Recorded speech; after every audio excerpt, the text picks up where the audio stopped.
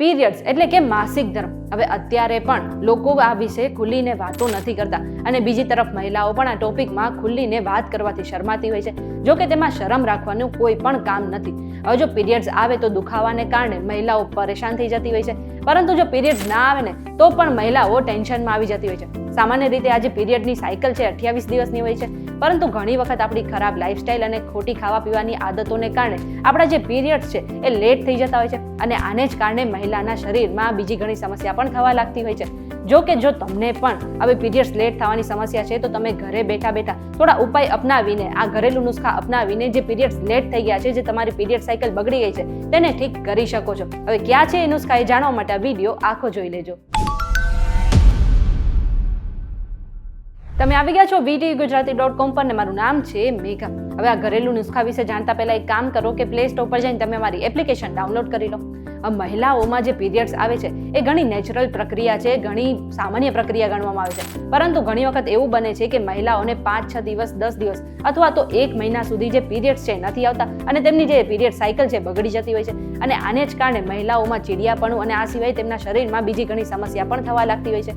જો કે તમને પણ આવી સમસ્યા હોય તો તમે ઘરે બેઠા થોડા ઘરેલું ઉપાય અપનાવીને આ જે સમસ્યા છે ને તેને આરામથી દૂર કરી શકો છો. આ માટે તમારે વધુ કશું કરવાનું જરૂર નથી. તમારા રસોડામાં પડેલી અમુક વસ્તુનો તમે ઉપયોગ કરીને જે તમારી પીરિયડ સાયકલ બગડી ગઈ છે ને તમે તેને ઠીક કરી શકો છો. હવે આ વસ્તુઓમાંથી સૌથી પહેલી વસ્તુ છે આદુ. હવે તમે ઘરના વડીલોને કહેતા સાંભળ્યું હશે કે આદુ ખાવાથી આપણું જે ગર્ભાશય છે તેની આસપાસ ગરમી વધે છે અને આને જ કારણે જે પીરિયડ્સ છે એ સમયસર અથવા તો વહેલા આવી શકે છે. એટલા માટે તમારે દરરોજ સવારે ઉઠીને ખાલી પેટે આદુ અથવા તો આદુવાળી ચાનું સેવન જરૂરથી કરવું જોઈએ. બીજું છે મેથીના દાણા.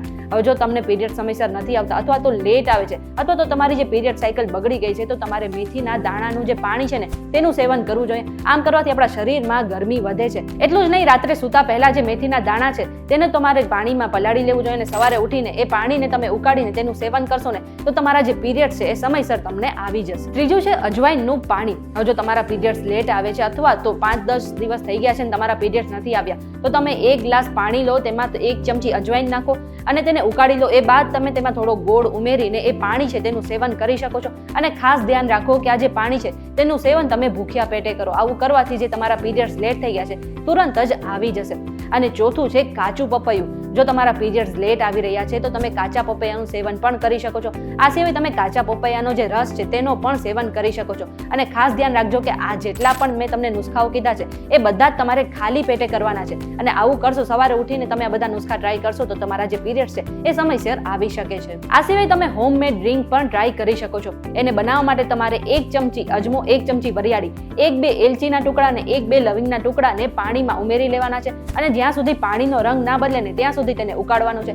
એ બાદ એ પાણીને તમારે ગાળીને પી લેવાનું છે. આમ કરવાથી જે તમારા અનિયમિત પીરિયડ્સ છે એ સમયસર તમને આવી જશે. અને છેલ્લે આવું કશું ના કરવું હોય તો તમે જીરાના પાણીનું પણ સેવન કરી શકો છો. આ માટે તમારે 1 ગ્લાસ પાણીમાં 1 ચમચી જીરું અને થોડો ગોળ ઉમેરીને રાખી મૂકવાનું છે અને સવારે ઉઠીને એ પાણી છે તેને ઉકાળીને પી લેવાનું છે. આમ કરવાથી જે તમારા અનિયમિત પીરિયડ્સ છે તુરંત જ તમને આવી જશે. આ સિવાય જો તમને લાંબા સમય સુધી પીરિયડ્સ નથી આવતા અથવા તો અનિયમિત પીરિયડ સાયકલ રહે છે તો તમારે એક વખત ડોક્ટરની મુલાકાત ચોક્કસથી લેવી જોઈએ.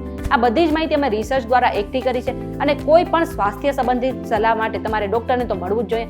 અને આ સિવાય જો તમને આ વિડીયો પસંદ આવ્યો તો વિડીયોને લાઇક અને શેર કરી દેજો. સાથે જ અમારી ચેનલ VTUgujarati.com સાથે જોડાયેલા રહેજો.